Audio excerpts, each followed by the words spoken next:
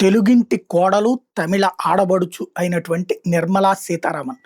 వాస్తవంగా ప్రపంచంలో ఆమె ఉండగానే భారత ఆర్థిక వ్యవస్థ 12వ స్థానం నుంచి 3వ స్థానం దగ్గరికి వస్తోంది. 4కి ఆల్రెడీ తీసుకురాగలిగింది.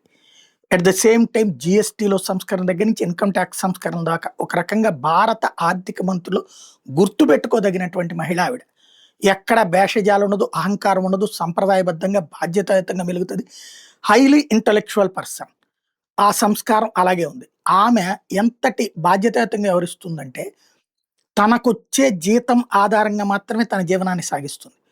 మామూలుగా ఇప్పుడు ఒక కార్పొరేటర్‌గా ఎన్నికైనటువంటోళ్ళు కూడా ఆడీలునును పెద్ద పెద్ద కార్లు వేసుకు తిరుగుతుంటే, ఆమె వాడేటటువంటిది మారుతి స్విఫ్ట్ డిజైర్. ఆవిడ ఆ కార్‌లోనే మూవ్ అవుతది. ఆవిడకి సెక్యూరిటీ ఎనక ముందు అంతకంటే వాల్యుయబుల్ కార్‌లో ఉంటది. ఆమె మాత్రం అదే. మామూలుగా గవర్నమెంట్ తరపున మంత్రులకి అనేక వసతులిస్తారు. వాటిని ఇంట్రెస్ట్ చూపించదావిడ. తను నార్మల్‌గా బ్రతుకుతది.